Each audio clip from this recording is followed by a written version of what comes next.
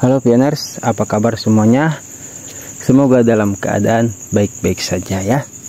Oke, sebelum kita melangkah dan melanjutkan ke informasi Penfolk yang lainnya, ada baiknya setelah P2Day ini kita update juga ya, bagaimana sih perkembangan utilitas, terus mainnet, migrasi, dan KYC.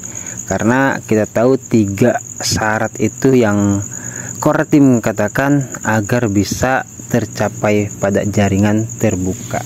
Oke, di sini Mang Adun sudah ya kebetulan sekali ya ada Pak Dimas lewat di beranda. Mang Adun lagi coba cari-cari informasi dan Mang Adun rasa ini cukup kuat karena hitung-hitungan dan apa ya disebutnya matematis lah seperti itu, dan ini juga udah diterjemahkan ya. Kita bisa baca sama-sama dan simak bersama-sama, yaitu apa ya, hasil lah ya, hasil sementara perolehan sementara atau update sementara dari 3 syarat ya itu.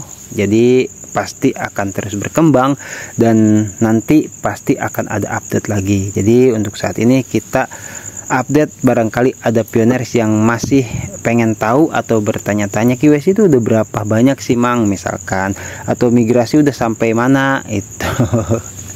Oke ya, di sini kita bisa baca sama-sama jalan buka mainnet akhir tahun 2024. Itu tema yang diambil oleh Pak Dimas ya. Oke, jadi di sini seperti yang kita ketahui bersama ada 3 syarat utama open mainnet. 15 juta akun lolos KYC, 10 juta dompet migrasi mainnet, dan 100 dApps atau development aplikasi atau utilitas ya, seperti itu. Akun KYC lulus. Jadi satu-satu dibahas sama Pak Dimas di sini ya. P2Day, ya, maksudnya P-Day 14 Maret ya, 9,45 juta akun. Nah, di P2Day kali ini 28 Juni 12 juta akun. Pertumbuhan 2,55 juta akun dalam 3 bulan.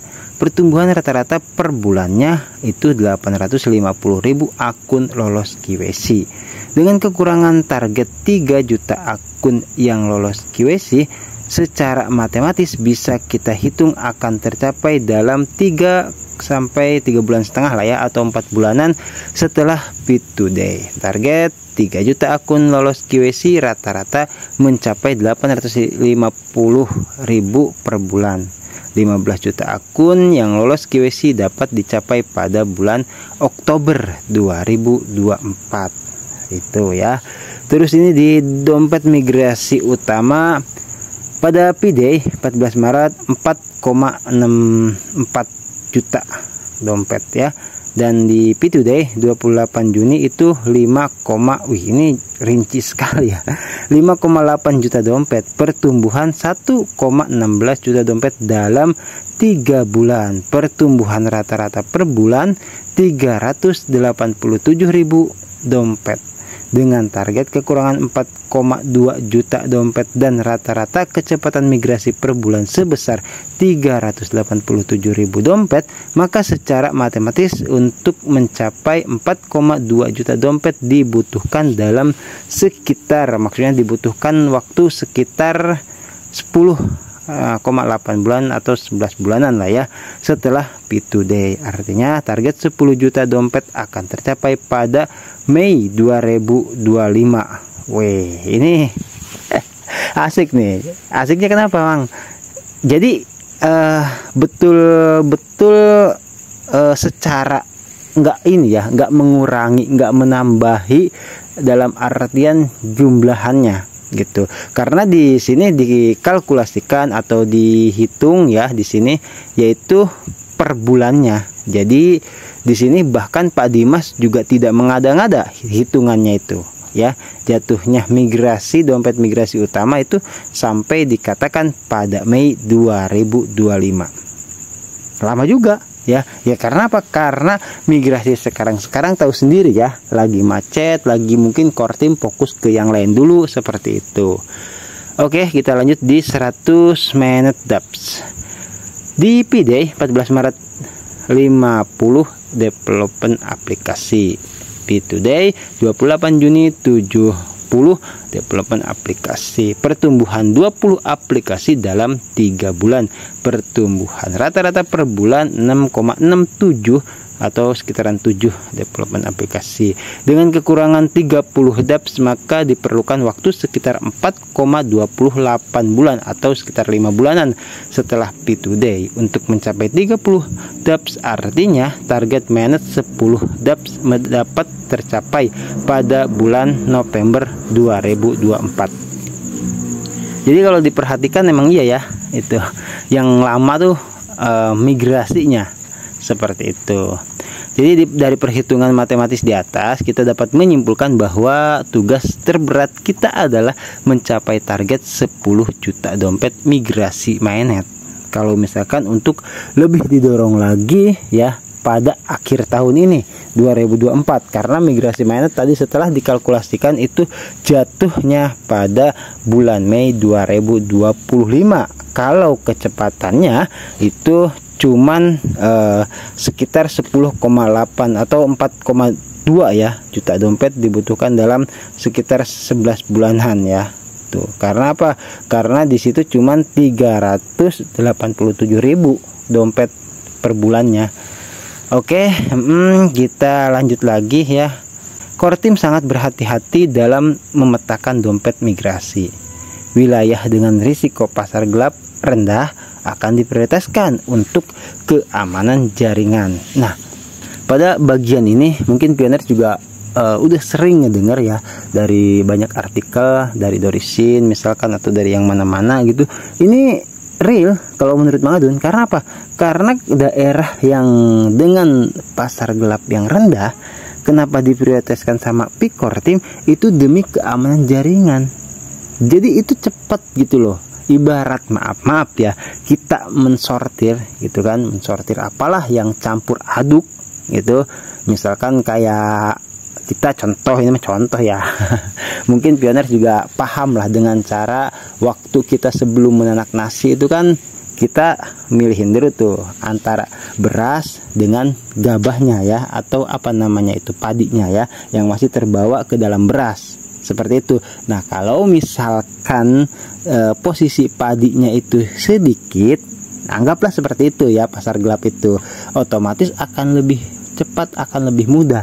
Tapi bayangkan saja kalau misalkan pasar gelapnya banyak banget, padinya, batu-batunya, kotorannya banyak banget di beras itu sulit ya, sehingga macet-macet kalau misalkan untuk lebih mensortir berasnya itu untuk kecepatan lebih cepat ya.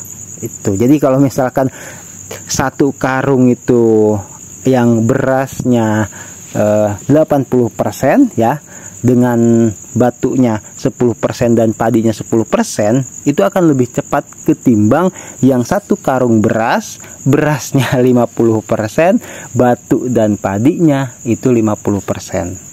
Tuh, wah, bakal lebih lama selesainya. Seperti itu ya kira-kira. Ini sih seperti biasa kita diterjemahkan atau dibahasakan dengan bahasa yang sederhana saja ya, supaya bisa lebih mudah dipahami itu soal daerah yang berpotensi pasar gelap seperti itu. Jadi kenapa ya mungkin di Indonesia ya, Mang Adun sih jujur aja ya, tidak tahu secara spesifiknya itu seberapa besar pasar gelap di Indonesia ya kan, seberapa kecilnya juga tidak tahu. Tapi yang jelas bagi pioners yang migrasinya belum ya itu atau tersendat atau masih peninjauan atau masih berwarna orange ya, nah itu juga tanda tanya, ada apa. Kita tahu bahkan ada kabar YouTuber aja itu jual beli Paylo. Ini Indonesia luar biasa. Jadi jangan heran ya kalau misalkan yang seperti itu gitu loh. Jadi penghambat Kalau kata Mang Adun dari dulu tuh udah jelas ya, banyak hal yang menghambat pekerjaan Pikor Tim. Oke, jadi ya di sini dikatakan ya, itu loh. Jadi sebagai pemilik Pi, tanggung jawab ada di tangan semua pioners. Hanya ada satu cara untuk mempercepat migrasi dompet mainnet, hindari pasar hitam atau pasar gelap ya. Mari kita berkolaborasi untuk terus melawan pasar gelap dengan terus menyebarkan edukasi tentang betapa pentingnya mematuhi perjanjian migrasi, khususnya edukasi kepada pioners yang baru bergabung dalam jaringan Pi. Betul sekali, bersama kita bisa. Oke ya, jelas banget ini. Jadi apalagi ya pioners yang baru gitu kan, masih polos, masih nggak tahu apa-apa, jangan sampai. Karena apa? Kalau lepas dari panduan kita atau lepas dari apa disebutnya ya, penjagaan kita gitu kan, teman apa saudara itu ya, khawatirnya pas dia nggak tahu informasi gitu kan, ada yang menawarkan jual beli Pi, dijual gitu kan. Nah, itu juga sama ya, itu kasihan. Jadi tetap kita saling mengedukasi seperti itu. Dan di sini kita bisa lihat ya, ada pioners yang banyak banget ya yang komentar di sini. Tapi Mang Adun sudah coba cek yang lebih asik. Lebih asik gimana Mang maksudnya? Ya lebih asik tuh untuk lebih penekanannya ya kepada ya pioner semua dimanapun berada. Di sini ada Miss Lumari ya dari Filipina, yaitu Duta GCP Global seperti itu. Jadi beliau mengatakan rincian besar kemajuan dan target peluncuran mainnet. Oke, nah di sini Pak Dimas juga membalas ya, untuk kemenangan GCP kami, semoga harimu menyenangkan sayang. Yeah. Sesama leader GCP gitulah, asik, nggak ada urusan mau bilang mau gimana juga, Mang udah saking menyatunya ya, seperti itu. Jangan salah tafsir. Nah tapi Mang Adun lebih suka kepada komentar yang ini, yang tadi sudah Mang Adun coba terjemahkan dan baca ya, tuh seperti itu. Jadi kita bisa baca tepat katanya, kita semua benar-benar perlu melawan pasar gelap dan mencegah pioner yang kurang mendapat informasi agar tidak melakukan kesalahan seumur hidup dengan mengalah pada orang-orang yang ingin merampok koin Pi mereka atas nama saya membeli Pi dengan harga bagus dan saya membayar terlebih dahulu. Sensitisasi yang luas diperlukan. Oke, jadi sensitisasi itu tadi Mang Adun udah sempat buka di apa namanya, Chrome ya. Di sini mana tadi teh sensitisasi, ini bisa kita baca. Sensitisasi adalah fenomena di mana responsivitas umum ditingkatkan dengan cara yang tidak spesifik atau non-asosiatif, biasanya oleh suatu peristiwa yang intens atau sangat membangkitkan gairah. Jadi kalau bahasa kita mah simpelnya jangan keburu nafsu lah ya, gitu loh. Jadi ya apa ya, meresponnya itu jangan gerusukan kalau bahasa Jermannya. Atau geragas lah ya, atau seperti itulah. Oke, baik pioners ya, semoga bisa dipahami di perkembangan apa ini ya, perkembangan KYC, migrasi dan aplikasi yang disampaikan oleh Pak Dimas Nawawi selaku leader GCP kalau tidak salah ya, atau Duta GCP Indonesia. Oke, baik ya, tetap semangat buat semuanya ya, percaya, yakin ya, kita akan melewati bersama-sama dengan Pikor Tim ya. Update terbaru sudah Mang Adun share videonya, yaitu berharap semoga pop up beneran ada ketika sebelum atau sesudah klik petir.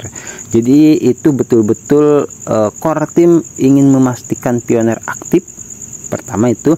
Yang kedua, supaya bisa cepat menyelesaikan daftar periksa mainnet ya.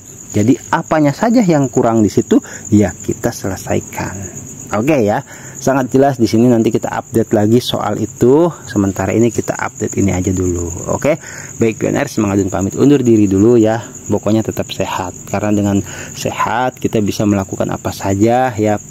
Tuh, jadi tetap semangat juga, dan semua berkah dalam setiap urusannya apapun itu. Oke, love you Pioneer. Wassalamualaikum warahmatullahi wabarakatuh. Thank you, bye bye.